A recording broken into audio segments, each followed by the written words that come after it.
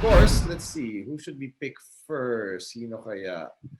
Okay, round number 1. The very, very prestigious first overall pick, which was awarded to Terra Firma, is to be represented by Randolph. Okay, you're on the clock, Randolph. The clock is basically pag nainip na ako. Hindi, ang question ko lang naman is pwede ko ba i-trade yung number 1? Grabe, trade ka agad? Hindi, I mean, in true Terra Firma fashion. But since wala pa naman tayong takers and since Terra Firma in theory needs to find a suitable replacement dun sa pinakawalan nilang CJ Perez, I think it's just logical that Terra Firma picks at first will be Joshua Munzon, who I think is one of the best pure athlete na ready na sa PBA at this stage. Okay, what do you guys think about that? Do you agree? Well, of course. I mean, you need a scorer who can put up the numbers na ginawa ni CJ Perez. He was, at least a 25-point scorer, can score up to 30, 35 points. So if you list down all of the guys dun sa draft ngayon, I think Joshua Munson would be the top guy who would try to score that much in any particular game. Bagay sana sila kung silang dalawa ni CJ nandun. Tingin ko lang. But some things aren't meant to be, Coach Charles. Coach Anton, I want to know your thoughts kasi bata mo to si Josh Munzon. Medyo matagal ka nakasama. Well, I agree. Joshua Munzon, I think he's one of a couple of players here in this draft na I would say PBA ready talaga. He's not really a rookie. He's played in the professional in the ABL leagues, and then syempre sa amin sa 3-on-3 he's played against more physical players. So he's kumbaga sa akin, he's really ripe already for the pros, and replacing someone like CJ Perez, I think he's the best fit for that role. Okay, that's a fair point. So with that being said, the second overall pick belongs to the Northport team. And actually, it's you, Anton, who's on the clock. Okay, I will give you some time to think about it. Yeah, well,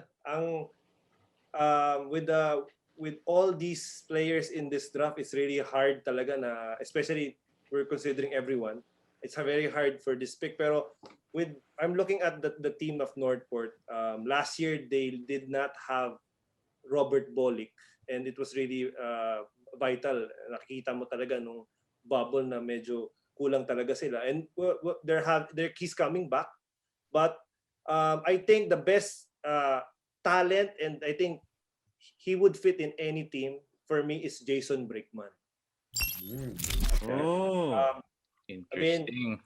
Sanay ang Northport having a Romeo Pringle before, and I think with the Bolick Jason Brickman combo, I think they can make something happen. They can make noise in the PBA right away. And Stan Hardinger pa, no?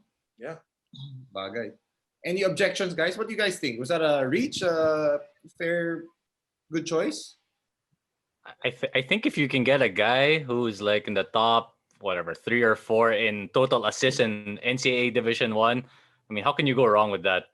And siguro naman if you're the teammates of, Bolick and Jason Brickman, all you got to do is stand and catch and shoot. That would be pretty fun for them too. Okay, ikaw, Sa akin, Randolph, yes. Sa akin, Coach Charles, it was pretty surprising for Anton to take Brickman at 2 given Brickman, given yung papeles niya, hindi pa nga natin alam. Although, as much as proven not na rin naman. Not considering nga, Randolph. Not considering anything. Yeah, but kumbaga, I mean, the argument against Jason Brickman will be his age, na medyo irrelevant naman given the PBA is medyo a grown man's game. Although, it surprises me since we still have a lot of picks na pwede. That's still a decent pick for Northport at least. Okay, that's fair. Okay, let's move on to the third pick. Coach Pao, you got to get this right. We're banking on you. Which is the third pick belongs to the NX Road Warriors. They have back-to-back picks, 3rd and 4th. But let's go with number 3 first. Coach Pao, who do you have? Okay, I don't need any time. This is the easiest pick for me. Okay, Mikey Williams. Okay, for me, if you get a game changer, you go for it. Number 3 pick, you get a game changer, Mikey Williams, whose comparison is like Stanley Pringle, and then you pair him with a Kiefer. That's your backcourt. Oh my God, that's a perfect fit for Coach Yang. Like his system, very pick and roll heavy, always has a lot of guards. So now your guard rotation is gonna be Mikey Williams, Kiefer, Kevin Alas, and Jericho Cruz. That's tough for any defense to defend. And then you throw in whoever they get in the next pick, Carlo. You better nail that one. Okay. And then an import, and then now Raul Soyud is stepping up. That's a nice squad, man. Would you have taken him number 1, Coach Pao, if you were Terra Firma?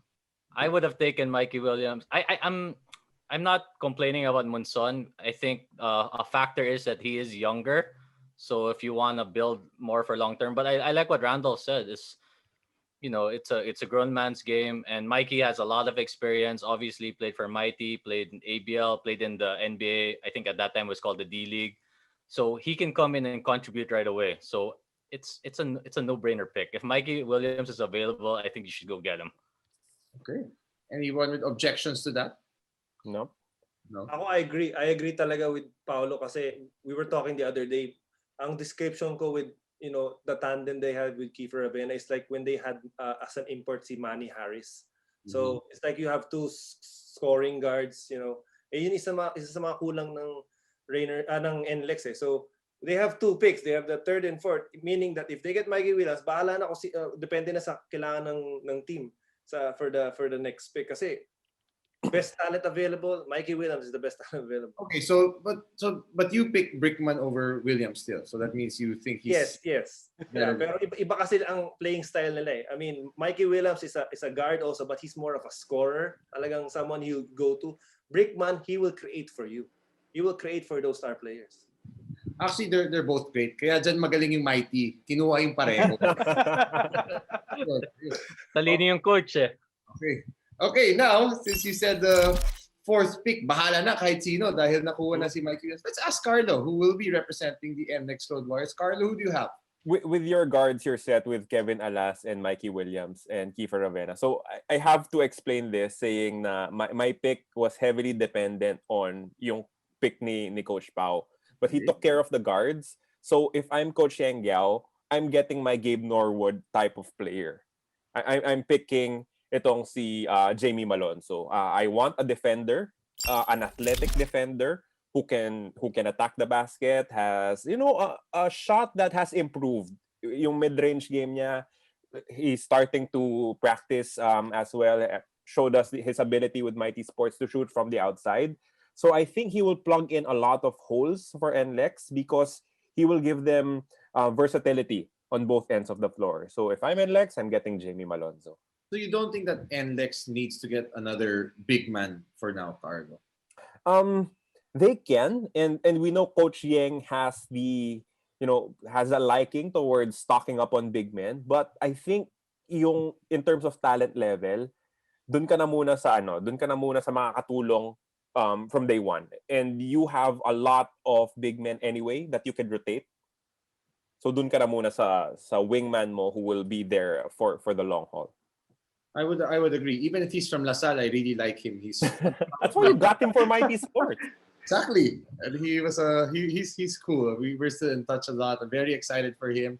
I think a lot of people are debating between him or Munzon to be number 1. But I mean, so far all the picks have made sense. Okay.